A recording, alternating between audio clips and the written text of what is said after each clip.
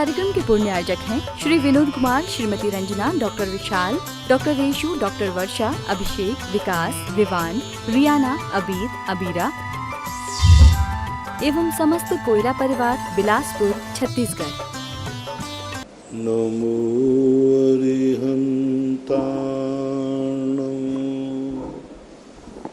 नमो सिद्धाणं, नमो आयर्याणं,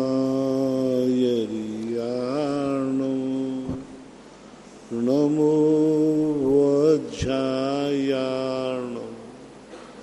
नमो लोये सौवसाहूणं। पंच परमेष्टि भगवान की जय। आचार्य श्री गुरुवर कुंद कुंद महाराज की जय। आचार्य श्री गुरुवर विद्यासागर महाराज की जय। परम पूज्य निर्यापक श्रमण मुनि श्री सुधा सागर जी महाराज की जय। अनिल जैन, जयपुर।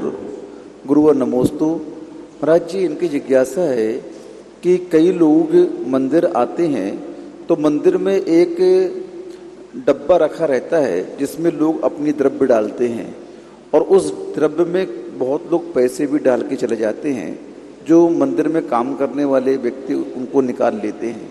तो महाराज जी, क्या उस डब्बे में मंदिर के लोगों को पैसे डालने चाहिए कि नहीं डालने चाहिए? वो द्रव्य का डिब्बा इसलिए रख दिया जाता है, कुछ लोग मंदिर के लिए द्रव्य लाते हैं और मंदिर के लिए द्रव्य लाने के कारण से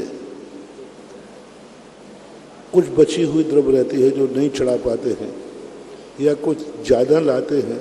ये सोच कर के देखो, दो चीज़ें हमेशा ध्यान रखना चाहिए और जैनी ध्यान रखता है। डिब्बे की बात कही तो बहुत अच्छी बात कही। जैनी का स्वभाव होता है, वो अपने घर में भोजन बनाता है। हमेशा जैनी के घर में, सच्चा जैनी है तो एक व्यक्ति का ज़्यादा भोजन बनेगा, नियम से बनेगा। जैनी हमेशा 10 लोग हैं तो भोजन महिला 11 का बनाएगी ही बनाएगी। उसके दो रूप हैं। यदि धर्मात्मा जीव है, शुद्ध खाने वाला है, त्यागी वृत्ति है, तो वो एक ज़्यादा का बनाएगा कि कोई दूसरा त्यागी वृत्ति यदि आ गया, मुनिराज आ गए, एलक, छुल्लक, आरिकाएँ अथवा ब्रह्मचारी, ब्रह्मचारिणी, प्रतिमाधारी कोई भी आ जाएगा तो वो उसके लिए बनाता है। ये नियम जंगल में भी सीता जी का था। सीता जब भी भोजन बनाती थी जंगल में, 3 व्यक्तियों का नहीं 4 व्यक्तियों का बनता था और हमेशा वो भोजन बनाते समय इतना रखते थे कि यदि आकस्मिक कोई त्यागी वृत्ति आ गया तो क्या होगा? क्या हम तुरंत बनाएंगे या स्वयं भूखे रहेंगे? नहीं। और हुआ, एक बार ऐसा हुआ, भोजन बना हुआ था, भोजन करने बैठ ही रहे थे रामचंद्र जी। इतने में एक आकाश मार्ग से मुनिराज आ गए और मुनिराज को उन्होंने भोजन दिया और स्वयं ने भी भोजन किया। ये नियम था। तो हमेशा जो धर्मात्मा परिवार हैं, अच्छे परिवार जिन्हें मानते हैं, जिनको धर्म के संस्कार हैं, उनके घर में एक हमेशा किसी भी धर्मात्मा के लिए भोजन, तुम धर्मात्मा हो तो धर्मात्मा के लिए भोजन जरूर बनना चाहिए। ये हमारी पहचान है। यदि आप लोग सामान्य हैं, असैमी हैं, शुद्ध भोजन आदि नहीं करते हैं, तो भी एक व्यक्ति के ज़्यादा का भोजन बनना चाहिए। किसके लिए? आवाज नहीं, ओ महावीर, एक व्यक्ति के ज़्यादा का भोजन बनना चाहिए। किसके लिए? तुम्हारे समान कोई साधर्मी आ जाता है तो अपने घर में साधर्मी को भोजन कराना चाहिए, जो आपकी बराबरी का हो, आपके समान आचरण करने वाला हो, आपकी जाति का हो, आपकी समाज का हो। ये नियम महाराणा प्रताप का था। महाराणा प्रताप जब भी भोजन बना, कितनी गरीबी परिस्थिति थी, ऐसी स्थिति आ गई कि घास की रोटी खाना पड़े, तब भी उन्होंने एक रोटी अतिथि के लिए रखी। बिलाव के खा जाने पर वह अतिथि की रोटी उन्होंने नहीं खाई। उसका अतिशय ये निकला कि पुनः राजगद्दी प्राप्त की। जो व्यक्ति अपने जीवन में, अपने परिवार में सदा एक व्यक्ति का ज़्यादा भोजन बनाता है और ये भाव करता है कि मेरे खाने के पहले कोई दूसरे व्यक्ति को खिला के खाऊं, वो जन्म जन्म तक उसके घर में कभी अन्न की कमी नहीं आती, अन्नपूर्णा होते। ऐसे जीव भोग भूमि में जन्म लेकर कल्प वृक्षों का भोजन करते, एक का ज़्यादा बनाते हैं, उसका कल्प वृक्षों का भोजन करते भोग भूमि। इसी प्रकार ये तो मैंने उदाहरण के रूप में दिया, जब भी तुम धर्म करते हो, जब भी कोई पूजा पाठ करते हो, किसी एक को जरूर पूजा कराना, एक को जरूर। मंदिर आते हो तो द्रव्य अकेले अपने लायक ही नहीं लाना, कुछ द्रव्य ऐसी भी लाना जिनके पास द्रव्य नहीं हो, वो तुम्हारी द्रव्य से दर्शन कर सके। ये परंपरा के कारण से मंदिरों में वो डिब्बे रखे जाते हैं कि यदि इस मंदिर में बाहर का कोई मेहमान आ गया, कोई यात्री आ गया, यदि उसके पास द्रव्य नहीं रहा तो उस डिब्बे में थोड़ा थोड़ा द्रव्य डाल देते हैं, वो द्रव्य उनकी पूर्ति करता है, क्योंकि तुम तो अपने घर से लाते हो, पानड़ी इकट्ठी कर लेते हो। लेकिन कोई अतिथि आ जाए मंदिर में तो क्या वो बिना चावल के, बिना द्रव्य के भगवान के दर्शन करेगा?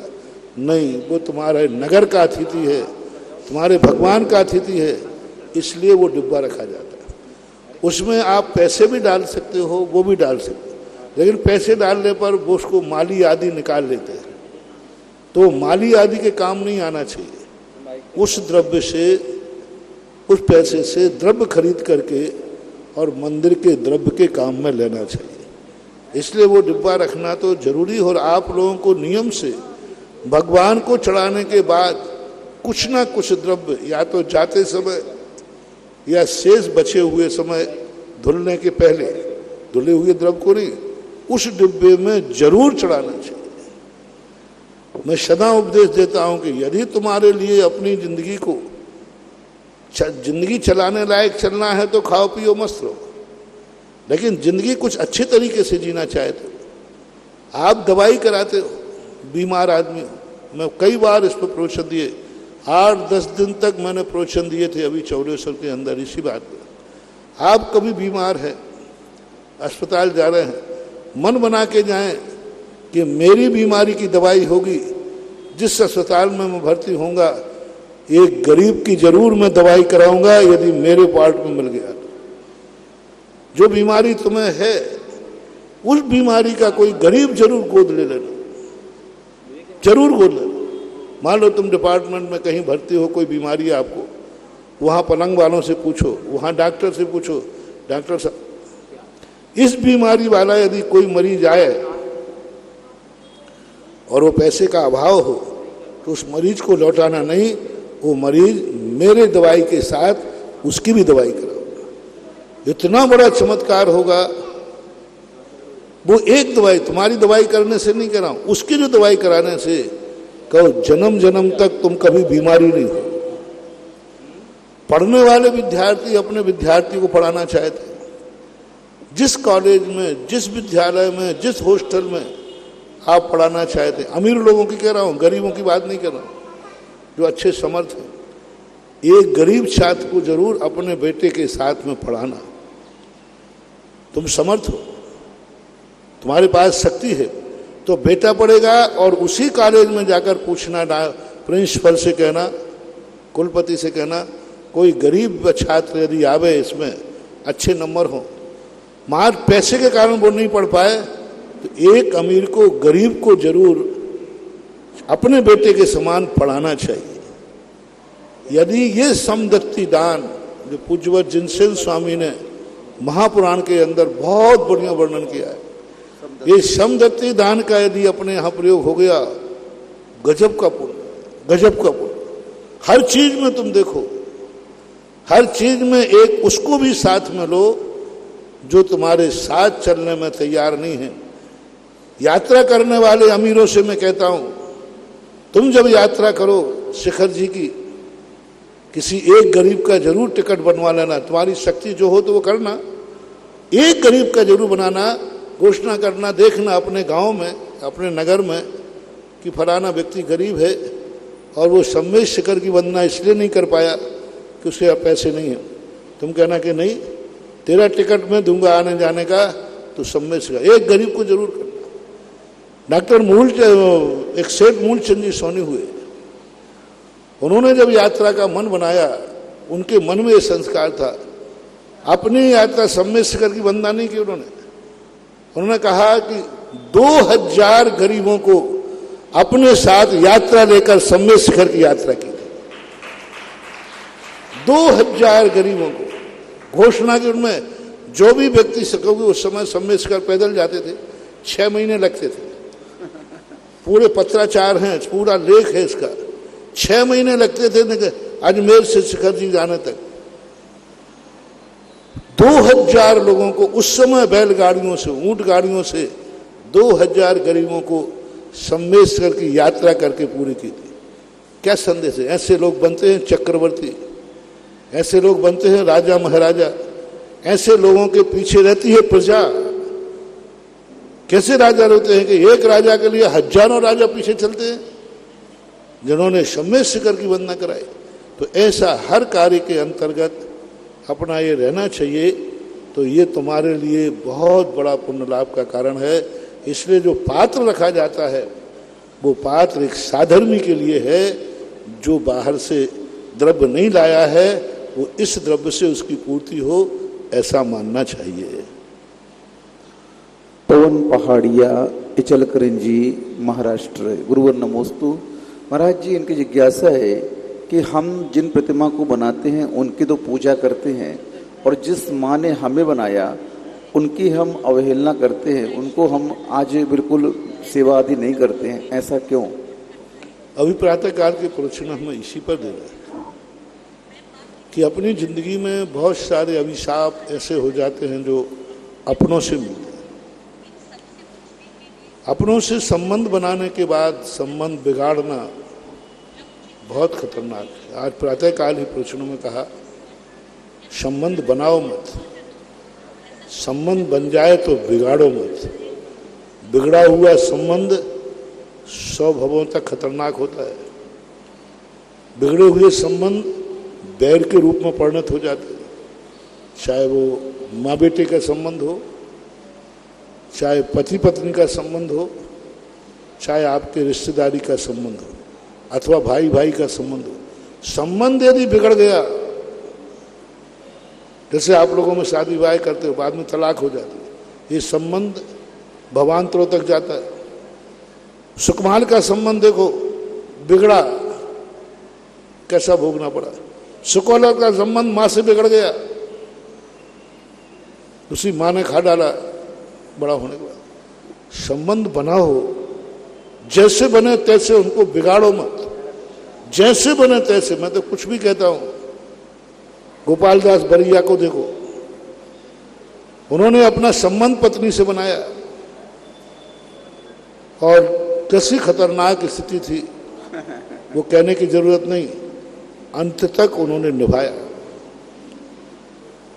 कैसा भी भाई हो, पारसनाथ से शिक्षा लो। भाई मरुभूति, अग्निभूति। पारसनाथ के जीवन में कितना दुष्ट भाई था उनका, इतना दुष्ट भाई था कि वर्णन करते पढ़ते पढ़ते ही विकल्प आ जाता। इतने दुष्ट भाई के साथ भी पारसनाथ ने राजा से कह दिया, भाई बना है, कर्मों ने भाई बनाया है, कैसा भी है हम इससे संबंध बिगाड़ेंगे। कैसा भी है मेरा भाई है, राजा ने कहा, प्रजा ने कहा, अरे वो दुष्ट है, वो तुम्हारा नाश कर देगा। बोले मैं भाई के हाथ से मरण को प्राप्त हो सकता हूं, लेकिन भाई से संबंध बिगाड़ नहीं सकता। आप सबको मालूम है कि भाई ने जाकर 12 मन की शिला पटक दी, सब कुछ घर बर्बाद कर दिया, लेकिन पारसनाथ ने संबंध बिगाड़ा नहीं। तो इसलिए मैं कहता हूं कि संबंध या तो बनाओ मत, आज प्रातःकाल का प्रवचन ही था, बनाया है तो जैसे वैसे तैसे बिगाड़ो मत, बहुत नुकसान है। संबंध बगाड़ के बिगाड़ना अपने पूरे जिंदगी भर के पुण्य को क्षय करना है। एक दिन ऐसी दशा में हो जाओगे कोई आंसू पोंछने वाला नहीं। पहले सोच लो, संबंध बनाना ही नहीं, अपन को किसी से लेना देना नहीं, कोई मतलब नहीं।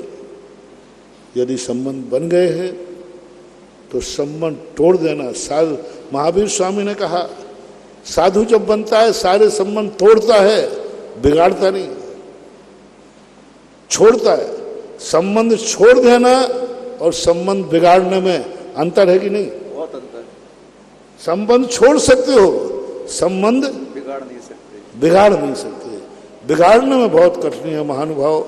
सारे जगत को मेरा संदेशा है, किसी भी प्रकार का तुम्हारा किसी से कोई संबंध है तो पूरा प्रयास करो, ताकत लगाओ, अपनी तरफ से संबंध बिगाड़ो मत, बना रहने दो।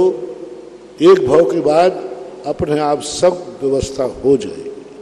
तो ऐसा करना चाहिए। स्वाध्याय ग्रुप कोटा, गुरुवर नमोस्तु। महाराज जी ये कह रहे हैं कि पुरुष कई शादियां करता है तो पापी नहीं कहलाता है, और स्त्रियां अगर एक से अधिक शादी कर लें तो पापी नहीं कहलाती हैं, ऐसा क्यों? अब इसके संबंध में एक बड़ी सारी व्यवस्थाएं हैं, बहुत बड़े तर्क और कुतर्क हैं। इसमें ज़्यादा जो परंपराएं चल रही हैं उन परंपराओं को ही उचित समझना चाहिए, क्योंकि इनके संबंध में बहुत सारे सुधारवादियों का अलग दृष्टिकोण है, धार्मिक दृष्टिकोण अलग है। जो परंपराएं हैं, इन परंपराओं में कोई ना कोई वैज्ञानिक रहस्य है, और जो वास्तविक स्थितियां हैं उनको सार्वजनिक रूप से हम बोल नहीं पाएंगे, क्योंकि धार्मिक मंच की मर्यादा है। श्रीमती नविता जैन, महावीर नगर कोटा, गुरुवर नमोस्तु। महाराज जी इनकी जिज्ञासा है कि न्याय दीपिका में आता है कि ज्ञान का फल प्रतीति होता है। ज्ञान का फल प्रतीति होता है, तो प्रतीति से क्या तात्पर्य है? ज्ञान का फल प्रतीति तो लिखा नहीं, हमने पढ़ा नहीं। ज्ञान का फल प्रतीति होता है ऐसा नहीं लिखा, उसको थोड़ा सा सुधार कर ले। नानस्य फलम उपेक्षा, और उपेक्षा का अर्थ होता है चारित्र। चारित्र का अर्थ है अनुभूति, प्रतीति करना, प्रीति नहीं, प्रतीति करना। और प्रतीति को अब इतना लंबा घुमाना पड़ेगा। प्रतीति यानी अनुभव करना, अनुभूति का अर्थ चारित्र है, और चारित्र का अर्थ ज्ञान का उपेक्षा है, और उपेक्षा फल है ज्ञान का। डायरेक्ट रूप में कहीं नहीं लिखा कि ज्ञान का फल प्रतीति है। आपने कहाँ से पढ़ा है, रेफरेंस दीजिए। कौशल्या जैन कोटा, गुरुवर नमोस्तु। महाराज जी इनकी जिज्ञासा है कि पांडव जो मुनि बने उसके पूर्व में उन्होंने अपने शत्रुओं पर विजय प्राप्त कर ली थी, तो महाराज जी मुनि बनने के बाद में उनके कौन से शत्रु रह गए थे जिन्होंने उनके ऊपर उपसर्ग किया? देखो, मुनि बनने के बाद महाभारत की एक बहुत बड़ी कहानी है। महाभारत युद्ध में कितने घर उजड़े, कितनी माताएं निपूती हुई, कितने स्त्रियां विधवाएं हुई, कितने बच्चे अनाथ हुए, कितने योद्धा मारे गए, उनकी बेटियों के सुहाग उड़ गए। दुर्योधन मारा गया, दुर्योधन की कितनी शादियां थी, कितनी स्त्रियां विधवा हुई, उनके ससुराल वाले जिंदा थे। कौन बाप है जो अपनी बेटी को विधवा देख करके उसका दिल ना दहले? दिल दहल जाता है बेटी को विधवा देख करके। अच्छे अच्छे माँ बाप पिघल जाते हैं उनको देख करके, और जिनके कारणों से विधवा होते हैं उन पर क्रोध आना एक गृहस्थ माँ बाप का स्वभाव है। ज्ञानी तो वो होते नहीं। मोह की माया होती है। जब किसी बाप की बेटी विधवा होती है उसको अंधकार दिखता है, उसी परेशानी से बचने के लिए उसने शादी की थी बेटी। घर में कोई खाने को नहीं था, सो बात नहीं है, लेकिन बेटी का जो भविष्य था वह शादी के बाद ही हर बाप अपनी बेटी को समझता है कि मेरी बेटी शादी के बाद ही सुखी रहेगी। उसका जीवन सुखमय कुंवारे रहने में नहीं है, घर में रहने में नहीं है। क्योंकि वो ब्रह्मचारिणी त्यागी बन जाए तो बहुत अच्छा है, त्यागी वृत्ति बन जाते तो अच्छा है, लेकिन त्यागी वृत्ति नहीं बनती है। तो मैं आपसे शेयर करना चाहता हूं, आप अपनी बेटी को अपने पास कुंवारी रखना पसंद करेंगे या ससुराल भेजना पसंद करेंगे? आप लोग बोलो। कुंवारी रखोगे तो घर में रहेगी बेटी तुम्हारे पास, विवाह करना पसंद करें। हर माँ बाप को आता है। क्यों? क्योंकि माँ बाप की धारणा है कि बेटी यदि घर में है तो विवाह के बाद ही सुखी रह सकती है, उसका जीवन सुखमय हो सकता है। और उस जिस सुख के लिए उसने शादी की थी वही सुहाग उसका उजड़ गया, माँ बाप दहल जाते हैं, उनका हृदय दहल जाता है। तो यही स्थिति वहां बनी कि पांडवों के जीवन में मुनि बनने के बाद उनको क्रोध आ गया, उनके परिवार वालों को, इनके कारण से इन्हीं लोगों ने मेरे परिवार का, मेरी बेटी का सुहाग छीना है, मेरे भांजों को अनाथ किया है। इसलिए वो उपसर्ग, पांडवों ने दुनिया से शत्रुता छोड़ दी थी, शत्रुओं ने पांडव से नहीं। पांडवों ने जोड़ दिया था कि अब मेरा कोई शत्रु नहीं है, लेकिन शत्रुओं ने थोड़ी छोड़ दिया था कि आप मेरे शत्रु नहीं है। रावण को देख लीजिए, बाली ने दीक्षा ले ली, मुनि दीक्षा लेगी, लेकिन रावण ने बाली को फिर भी शत्रु माना और कैलाश पर्वत को उठाने के फेंकने का भाव किया। 500 मुनियों को देख लीजिए, 500 मुनियों ने घानी में पेल दिया, उसने थोड़ी देखा। तो सामने वाला शत्रुता नहीं छोड़ता, क्योंकि वो मोही है, रागी है, अतत्व ज्ञानी है, अज्ञानी है। व्रती श्राविका किरण जैन अमर पाटन गुरुवर नमोस्तु। महाराज जी, इनकी जिज्ञासा है कि क्षयोपम समय दृष्टि तीर्थंकर प्रकृति का बंद करके जब कर्म भूमि में आता है तो वह क्षायिक समय दर्शन कैसे प्राप्त करता है? क्षयोपम सम्यक दृष्टि तीर्थंकर प्रकृति का बंद करके जब यहाँ पर आता है, क्षयोपम सम्यक दृष्टि यदि तीर्थंकर प्रकृति का बंद करके आ सकता है, स्वर्गों से भी आ सकता है, नरकों से भी आ सकता है। क्योंकि क्षयोपम सम्यक दर्शन के साथ तीर्थंकर प्रकृति का बंद करके कोई तीसरे नरक चला गया। असंख्यात तीर्थंकर तीसरे नरक में पड़े हैं तीर्थंकर प्रकृति का बंद करने के बाद, और तीसरे नरक क्षायिक सम्यक दृष्टि जाता नहीं। यहाँ पर वो आएंगे क्षयोपम सम्यक दर्शन के साथ, गर्भ, जन्म, तप, 3 कल्याणक मनाए जाएंगे। जैसे वो दीक्षा लेंगे उनको सुख केवलीपना प्रकट हो जाएगा और अपने स्वपाद मूल में ही उनको क्षायिक सम्यक दर्शन हो जाता है। योगेश जैन इंदौर गुरुवर नमोस्तु। महाराज जी, ये पूछ रहे हैं कि जो मूर्ति श्रावक स्थापना करवाता है तो वह मूर्ति राशि के हिसाब से रखनी चाहिए या कोई भी भगवान की मूर्ति रख देनी चाहिए? सामान्यतः किसी की रखने में कोई बाधा नहीं है, लेकिन गुड बेटर बेस्ट अच्छा है। यदि राशि के अनुसार मिलता है मौका तो अच्छा है, कर लेना चाहिए, थोड़ी अनुकूलता बन जाती है। नहीं मिलता है तो विशेष इसमें ऊहापोह नहीं करना चाहिए। स्नेहल भाऊ साहब पाटिल पुणे महाराष्ट्र गुरुवर नमोस्तु। महाराज जी, ये पूछ रहे हैं कि जब हम लोग 10 लक्षण और 16 कर्ण की पूजा करते हैं तो उसमें प्रत्येक धर्म और प्रत्येक भावना की पूजा प्रतिदिन करनी चाहिए क्या? एक एक दिन भावना और धर्म की पूजा करनी चाहिए? अब ऐसा कोई आगम में उल्लेख नहीं लगा। 16 कर्ण भावनाएं होती हैं, दिन 32 होते हैं। तो इसके लिए मैंने एक बार उपदेश दिया था कि 16 कर्ण भावनाओं से तीर्थंकर प्रकृति का बंध होता है, तो त्रिकाल 24 होती है। उन 24 भगवानों के लिए बीच बीच में जो 16 दिन बचे उन तीर्थंकरों की पूजा की जा सकती है। ऐसा इंजीनियर पंकज पाटनी 12 गुरुवर नमोस्तु। महाराज जी ये कह रहे हैं कि कोई भी व्यक्ति जब पूर्णतः पुरुषार्थ करता है किसी कार्य के लिए और वह पूरी ताकत लगा देता है और फिर भी सफल नहीं होता है, तो उसमें भाग्य का दोष कहेंगे कि पुरुषार्थ की कमी कहेंगे? दोनों।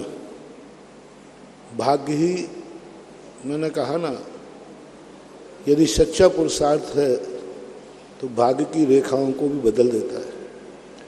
हमारे शास्त्रों में कर्मों की उदीर्णा लिखी है। यदि व्यक्ति समीचीन रूप से अच्छे ढंग से पुरुषार्थ करे तो भाग्य में लिखे हुए अशुभ कर्म की रेखाएं भी शुभ में परिवर्तित हो जाती हैं। 30 कोड़ा कोड़ी की असाता शाता में परिणत हो जाती है, हो सकती है। राजीव जैन अमरपाटन गुरुवर नमोस्तु। महाराज जी इनकी जिज्ञासा है कि लोभ कसाय को कथनचित हे कहा है और कथनचित उपादेय भी कहा है। लोभ कसाय को तो कथनचित हे और उपादेय दोनों कहा है, तो इसका आशय हम क्या समझें? कसाय को कभी उपादेय नहीं कहा किसी आगम में, कोई भी कसाय हो। कसाय प्रशंसनीय इसलिए हो जाती है, कभी कभी कसाय व्यक्ति को अच्छे कार्य भी करा देती है, अच्छे कार्यों के भी बंद करा देती है।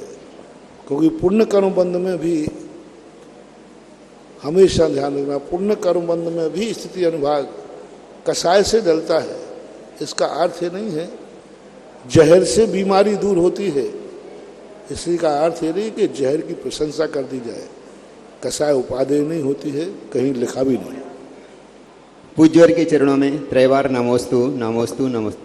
हे गुरुवर, मेरी जिज्ञासा कल के प्रवचन से है। कल आपने कहा था जो माता पिता अपनी संतान की उपेक्षा करते हैं या भेदभाव करते हैं तो वो नपुंसक या सम्मूर्छन में जन्म लेते हैं, लेकिन वर्तमान में बहुत से माता पिता अपनी संतान को संसार में आने से पहले ही मार देते हैं, तो उनकी गति क्या होती होगी? नमोस्तु। इसके संबंध में हमने बहुत पहले कहा, वो भी इसी गति को प्राप्त होते हैं। उनके भी 100 क्या हजारों हजारों भाव तक उनको फिर गर्भ धारण करने की क्षमता नहीं रहती, वो भी नपुंसक ही होते हैं। उनका तो जीवन और निकृष्टतम हो जाता है। उनके लिए तो मैंने कई बार प्रवचन दिए भी हैं। पूज्य रविशरण महाराज ने महापद्म पुराण के अंदर 2 श्लोक दिए हैं।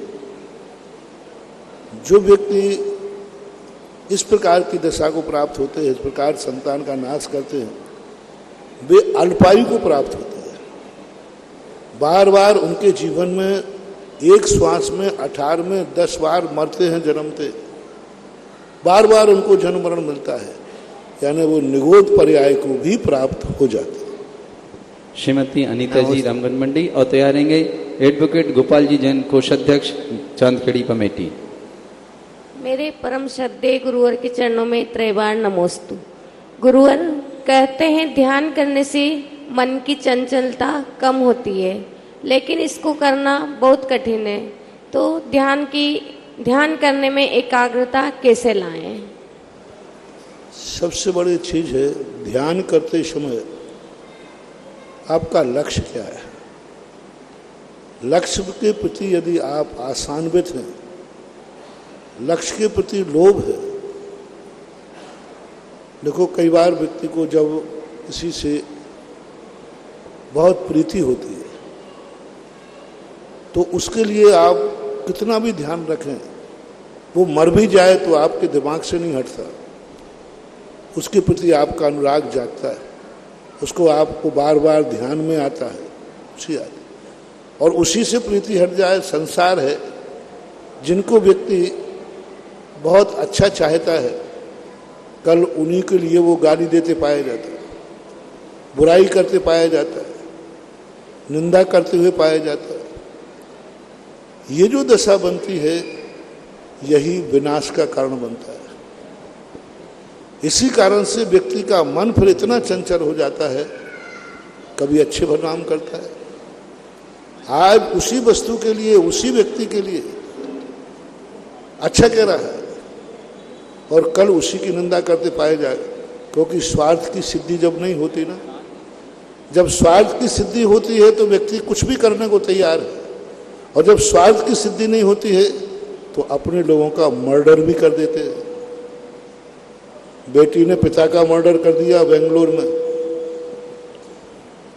भाई ने भाई की हत्या कर दी, केस पेपरों में पढ़ते रहते हैं। भाई ने भाई की हत्या कर दी, बेटे ने मां की हत्या कर दी, मां ने बेटे की हत्या कर दी। ये सब क्या है? ये सारे के सारे जो आप लोगों के प्रति लक्ष्य है, आप लोगों का लक्ष्य होता है मुझे नहीं तो तुझे भी नहीं, मैं नहीं तो तू नहीं। ये जो नीति है ये सद्दाम हुसैन की नीति कहलाती है। सद्दाम हुसैन ने कहा तेल के कुएं मुझे नहीं तो अमेरिका को भी नहीं, आग लगा दे। मैं नहीं खा सकता तो तुझे नहीं खाने दूंगा, मैं नहीं तो तू नहीं।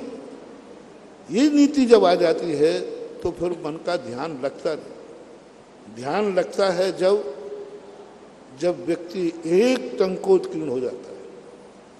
कुजवर अमृत सिंह महाराज ने कहा टंकोत्कीर्ण बनो, और टंकोत्कीर्ण जब बन जाता है व्यक्ति तो फिर वह अपने लक्ष्य को किसी भी परिस्थिति में, कैसी भी परिस्थिति हो, उससे प्रीति यदि होती है तो फिर वह कभी उसके विरोध में जाता नहीं। उसका तो बिछुड़ जाने के बाद भी वह उसी का ध्यान करता है, वही उसके ध्यान में आता है। इसी प्रकार सम्यक दृष्टि जीव, उसकी प्रीति लग जाती है तत्व से। यदि तत्व छूट भी जाता है तब भी उसके चिंतन में तत्व ही आता है। सोता है तब भी तत्व का चिंतन करता है, जागता है तब भी तत्व का चिंतन करता है, खाता है तब भी तत्व का चिंतन करता है। 24 घंटे उसके मन में वो ही चलता रहता है, क्योंकि उससे वास्तविक प्रीति होती है। एक होती है स्वार्थमय प्रीति, वो स्वार्थ तक ही सीमित है, स्वार्थ के बाद वो प्रीति घट जाएगी, कितना भी अपना क्यों ना हो। थोड़े से स्वार्थ की सिद्धि नहीं होगी, प्रीति बदल जाएगी। और जो प्रीति वास्तविक होती है वो स्वार्थ से बहुत परे होती है। उनकी वास्तविकता अंतर चेतना से होती है। अंतर चेतना से जब प्रीति होती है वहाँ मन फिर भटकता नहीं है, मन उसी में रमता रहता है। टंकोत्कीर्ण का क्या मतलब है महाराज श्री? टंकोत्कीर्ण का क्या मतलब है? टंकोत्कीर्ण का क्या मतलब है? टंकोत्कीर्ण का अर्थ होता है टांकी से उत्कीर्ण की गई धार रकील। टांकी से यदि कोई उत्कीर्ण रकील की जाए टांक करके, वह रकील मिटती नहीं है, बहुत जल्दी नहीं, उसको बोलते टंकोत्कीर्ण। एडवोकेट गोपाल जी जैन कोषाध्यक्ष और तैयारेंगे श्रीमती प्रीति जैन बिलाला आज्ञा जी। संत शिरोमणि आचार्य विद्यासागर जी महाराज के परम शिष्य निर्यापक श्रमण मुनि पुंगव 108 श्री सुधा सागर जी महाराज के पवित्र पावन चरणों में त्रिकाल बार नमोस्तु नमोस्तु नमोस्तु। आभाजी विनय जी जो पुण्यार्जक हैं मुनिश्री के जिज्ञासा समाधान और देशना का, उन्हें पूरे देश और विदेश के भक्तों की ओर से सादर जय जिनेन्द्र। मुनिश्री राजस्थान में अशोक गहलोत सरकार ने कोविड का बहुत अच्छा प्रबंधन किया। आज उनके कुशल नेतृत्व में राजस्थान के अंदर खानपुर, झालावाड़, कोटा काफी समय से जो है कोरोना के 0 मरीज चल रहे हैं। लेकिन फिर भी क्योंकि कुशल नेतृत्व में जागरूकता होती है, सरकार के दिशा निर्देश रहते हैं, प्रशासनिक निर्देश रहते हैं कि आप इन गाइडलाइंस की पालना करें। भक्तों का अति उत्साह और आनंद है। जिज्ञासा ये है मुनिश्री कि हम कोविड लाइन की पालना करते हुए अपने धार्मिक समर्पण को किस तरह से पूर्ण करें। नमोस्तु भगवान। कोविड लाइन की सबसे बड़ी 2 ही धाराएं हैं, कोई ज़्यादा कठिन नहीं है। मास्क सदा ध्यान में रखो, दूरी बना के रहो, बस ये दो चीज़ें हैं, इन दो चीज़ों का पालन करने में बहुत बड़ी स्थिति संभल सकती है। जितना हम समझ सकें उतनी देर मास्क लगाने का प्रयास करें और जितनी दूरी बना सकें।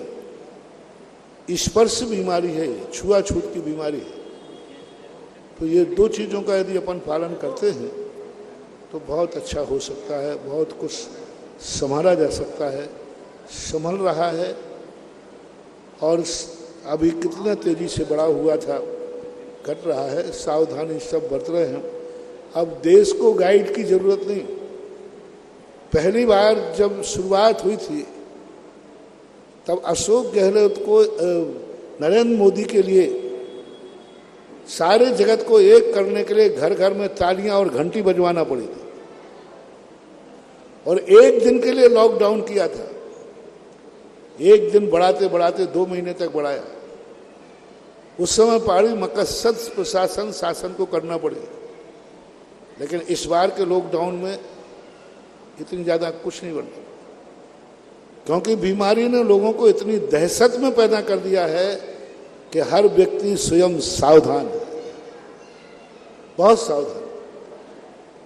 और इतना सावधान भारत हो गया है और भारत ने अपनी शक्ति को बढ़ा दिया है।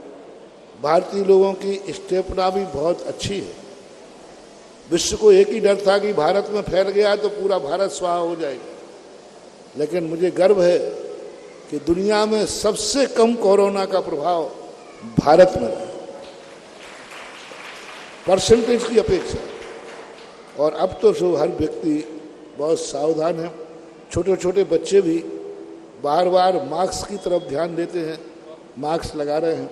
और धार्मिक अनुष्ठानों में तो पूरा कंट्रोल है। जैनियों के धार्मिक अनुष्ठानों में कहीं भी कानून का धाराओं का उल्लंघन नहीं हो, कि जैनी स्वयं अनुशासित होता है मन से, वचन से और काया से। श्रीमती प्रीति जी बिलाला और तैयार रहेंगे श्रीमान ताराचंद जी जैन सारोला। पूज्य गुरुवर के चरणों में कोटि कोटि नमन।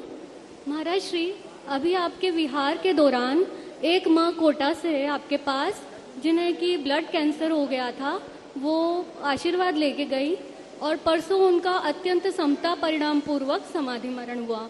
अब हम भी अपने जीवन में ऐसा क्या प्रयास करें कि हम भी अपने जीवन को सार्थक कर सकें और अपना मरण समाधि पूर्वक कर सकें? समाधि पूर्वक मरण करने के लिए सबसे बड़े प्रतिकूल परिस्थितियों में हम कितने सहिष्णु हो सकते, कितने सहनशील हो सकते। हमेशा हमारे जीवन में प्रतिकूलता आती है तो हम साहस खो बैठते हैं, हम उत्तेजित हो जाते हैं और इतने उत्तेजित हो जाते हैं कि स्वपर का नाश कर लेते हैं। हम सहिष्णु बने, हर परिस्थिति को चुनौती माने, हर परिस्थितियों के सामना करने के लिए शौक हो जाए और अपने परिणामों में समता भाव रखें। ऐसे ही भाव करना चाहिए कि एक दिन समता भाव सबसे बड़ी चीज़ है। समता भाव, समता सर्वभूतेषु, यदि समता भाव अपने में आ गया तो सबसे बड़ी उपलब्धि हो गई। और क्षमता नहीं आई तो फिर कोई भी उपलब्धि नहीं मानी जा सकती। ताराचंद जी सरोला और तैयार रहेंगी परिता जी जैन कोटा। सुधा सागर जी महाराज के सत्संग चरणों में त्रिकाल नमोस्तु नमोस्तु नमोस्तु। महाराज श्री, मेरी जिज्ञासा है कि मद 8 होते हैं, पर हम संसारी जीव, ग्रस्त जीव, इन 8 मदों से किस प्रकार अपने आप को ज्यादा बचाएं? मेरी जिज्ञासा शांत करें महाराज श्री। क्या बोले? मद से कैसे हम अपने आप को बचाएं? मद से कैसे बनाए? 8 मद होते हैं, उन मदों से कैसे बचें? मद से बचने का एक ही कारण है कि हमें ये देखना चाहिए कि जो मद में चला गया एक दिन वह नीचे गिरेगा। गिरने का भय उसे मद से बचा सकता है। कि जो हम आज सामने वाले को समझ रहे हैं, जैसे मान लीजिए प्रथम मद आता है, कोई रूप का मद है, कोई सुंदर आदमी किसी काले कलू से घृणा कर रहा है, तो तुरंत चिंतन करें कि यदि मैंने इससे घृणा की तो कल मेरी भी यही दशा होगी। ये नियम है, सिद्धांत है।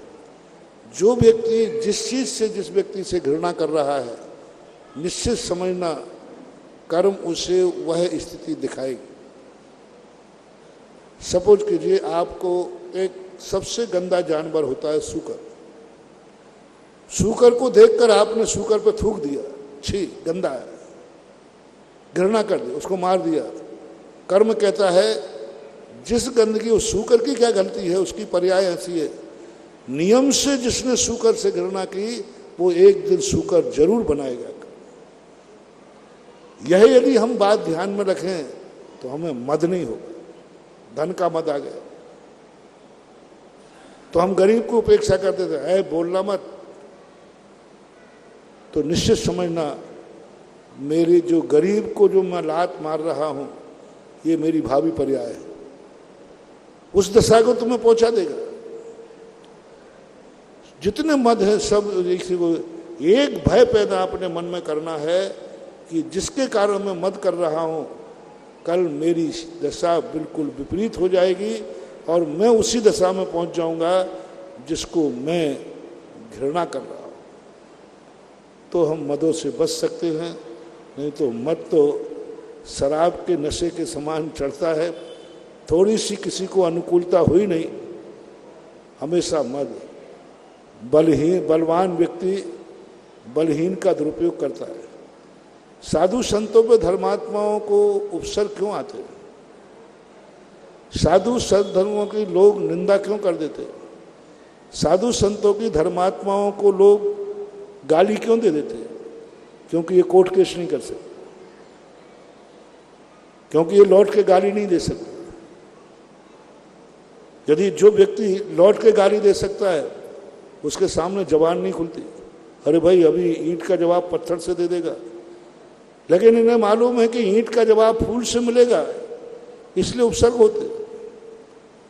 सज्जन पुरुषों पर जब भी उपसर्ग आएगा इसी मात्र एक कमी के कारण, क्योंकि जो तुम बोल सकते हो वो सज्जन दुर्जन बोल सकता है। दुर्जन गाली दे सकता है, सज्जन गाली नहीं देगा, वो कुछ भी कर सकता है। तो दुर्जन होते हैं सज्जन की इस कमी का दुरुपयोग कर लेते हैं। उनको मद आ जाता है, ये तो कुछ कर नहीं पाएंगे, ये तो सज्जन है और मैं दुर्जन हूं, कुछ भी कर सकता हूं। तो निश्चित समझना चाहिए कि उस दुर्जन का विनाश निश्चित है और हंसते हंसते व्यक्ति कर्म बांधता है। मद के समय व्यक्ति कर्म बांधता है, लेकिन जब कर्म उदय में आएगा तो बहुत मुश्किल हो जाती है, बहुत कठिन हो जाता है। मद तो आ जाता है। राजा शनक को मद आया, क्या करेगा? ये सांप डाल दिया, आज नरकों में पड़ा है। किसी सज्जन और धर्मात्मा को कुछ भी अपन कुछ भी उपसर्ग कर सकते हैं, लेकिन उसका जो कर्म भोगने में आएगा समझ नहीं पाएगा। एक दुर्गंधा ने धर्मात्मा के लिए थोड़ी घृणा करके छी कह दिया था, बड़े बड़े शब्द बोल दिए थे। अंत में कितने भाव तक सूकरी हुई, कुकरी हुई, गधी हुई, अंत में दुर्गंधा हुई। मद का परिणाम था। मद के कारण सुगंधा दुर्गंध सुगंध उसने कितने दुख भोगे। कथाएं पढ़ो। तो जब मद जाता है तो हमें ऐसी कथाएं पढ़ना चाहिए कि हम अहंकार और मद में आकर, सामने वाला कुछ नहीं कर पाएगा लेकिन कर्म तुम्हारा सब कुछ बिगाड़ देगा। साधु किसी का कुछ नहीं बिगाड़ता, सज्जन किसी का कुछ नहीं बिगाड़ता, लेकिन सज्जन के पक्ष में कर्म तुम्हारी सारी जिंदगी बिगाड़ देता है। ऐसा मदों के फल को समझ करके उससे हमें छुटकारा मिल सकता। वरीता जी जैन कोटा और तैयार रहेंगे श्रीमान नेमी चंद जी जैन झोटवाड़ा। महाराज जी अपन जब विधान करते हैं तो चारों तरफ मंडल जी कलश स्थापना करते हैं, उसमें अपन लच्छा बांधते हैं, तो लास्ट में विसर्जन करने के बाद तो लच्छा को क्यों तोड़ के घर ले जाते हैं? जो विधान में चारों ओर कलश बंधे होते हैं महाराज जी, उसमें लच्छा बांधे जाते हैं, धागा मौली, तो उस लच्छे को बाद में घर ले जाते हैं लोग तोड़ करके। क्यों ले जाते हैं? चारों दिशाओं का बंधा लच्छा श्रद्धा का विषय है, ऐसा कोई लॉजिक नहीं है। नमोस्तु महाराज जी, सीता ने ऐसे कौन से पाप किए थे उसकी वजह से उसको इतना दुख सहन करने पड़े थे? कभी कभी कुछ कार्य ऐसे होते हैं जो कार्य बताते हैं कि कोई कारण जरूर रहा है, उनके दुख ही बता रहे हैं कि उन्होंने कोई ना कोई ऐसा दुख उठाया। और कुछ कारण ऐसे होते हैं कि जब कोई व्यक्ति महान आत्मा बन जाती है तो अतीत में किया हुआ कार्य इतना छोटा होता है कि उसको बताना उचित नहीं होता। कभी कभी कोई व्यक्ति इतने महान हो जाते कि उनके अतीत में जो उनके कर्म हैं या जो उन्होंने निकृष्ट कार्य किए हैं, उन कार्यों के लिए बखान करना उनके वर्तमान की मर्यादा के विपरीत होता है। और जो श्रद्धालु होते हैं वो अपने श्रद्धेय के अतीत की कमियां नहीं सुनना चाहते, प्रशंसा सुनना चाहते। आप जिसको श्रद्धेय मानते हैं आप उसकी कमियां सुनना पसंद नहीं करें, क्योंकि वो सारी दुनिया की दृष्टि में इतना श्रद्धेय है कि उनके संबंध में अतीत में उन्होंने कोई भूल की है या कोई कार्य किया है, वह लोगों को रुचिकर नहीं लगेगा, अच्छा नहीं लगेगा।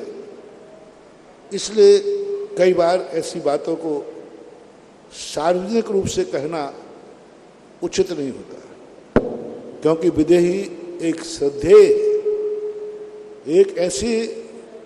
एक ऐसे उच्च पद पर है कि उसके प्रति कोई भी, चाहे अतीत का हो चाहे वर्तमान का हो, उसके संबंध में अशुभ शब्दों को, अशुभ क्रिया को उद्घाटित करना एक नैतिकता नहीं है, नीति नहीं मानी जाती। इसलिए हम यही कहेंगे कि कार्य के देख के अंदाज लगा लो कि कोई ना कोई कारण जरूर है।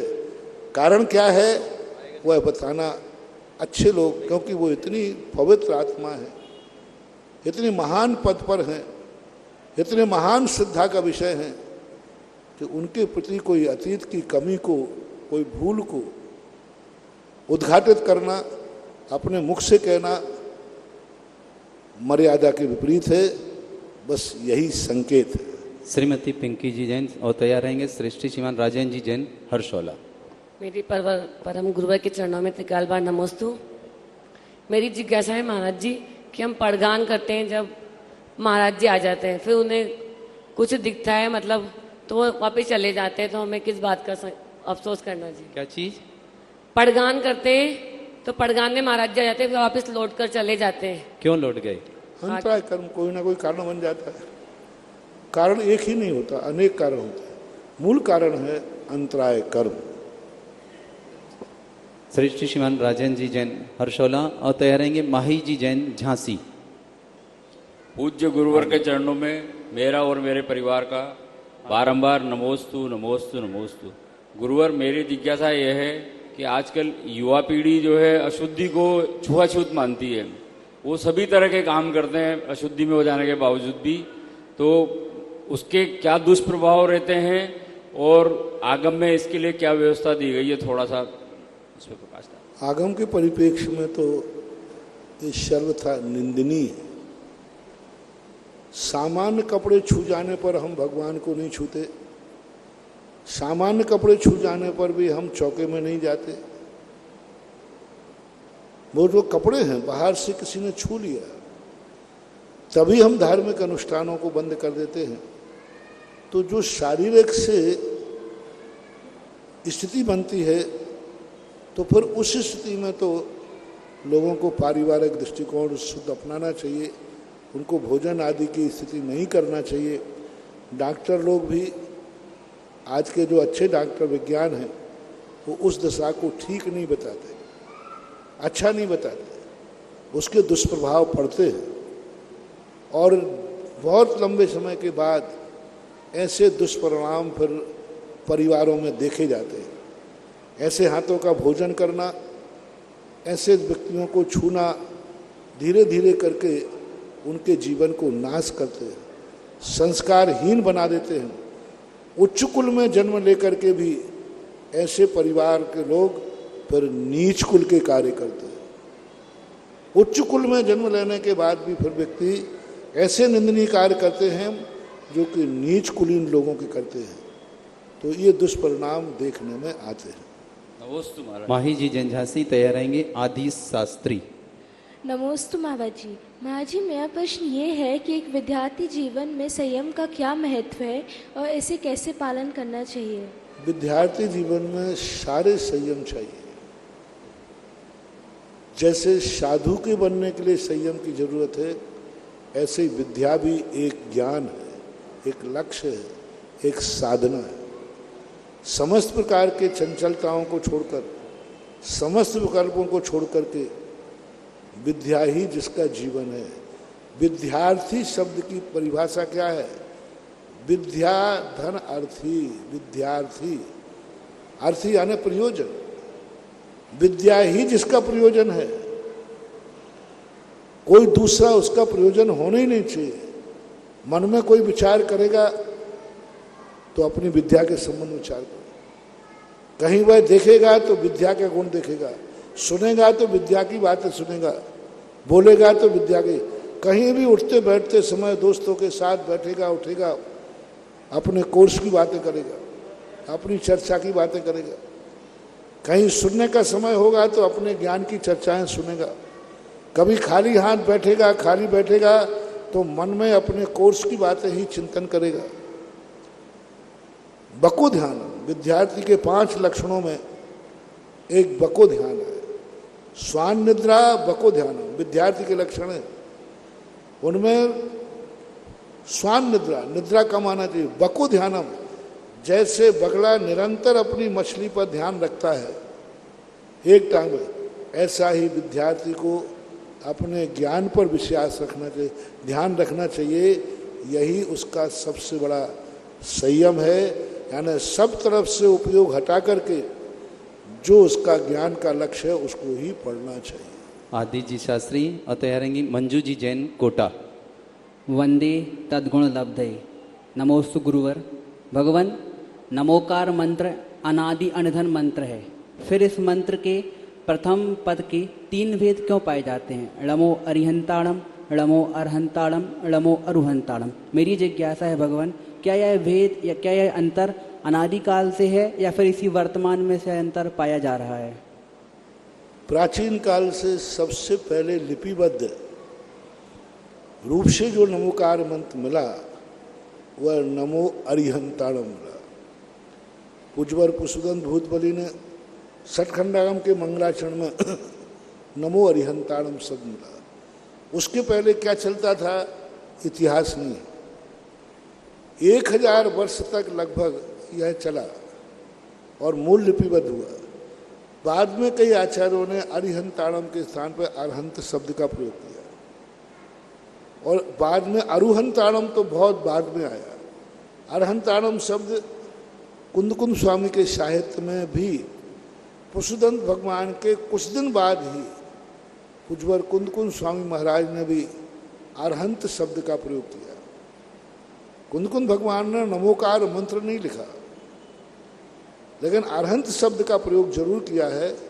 तो उन्होंने अरहंत शब्द का प्रयोग किया। तो पहली शताब्दी में ही अरिहंत और अरहंत का भेद हो गया था। बाद में 1000 वर्ष के बाद लगभग पूज्यवर वीरसेन स्वामी महाराज ने धबला टीका में अरुहंताणम शब्द का प्रयोग किया। तो ये यूँ कहना चाहिए अर्थ को लेकर के शब्द बदला है, टाइटल एक का ही है। अरहंत भगवान का ही नाम है। तो अब ये परिवर्तन कैसे हुआ, क्या हुआ, ये इतिहास के संबंध में कोई मतलब कि परिवर्तन हुआ। मूल पाठ सबसे प्राचीन अरिहंताणम मानना चाहिए।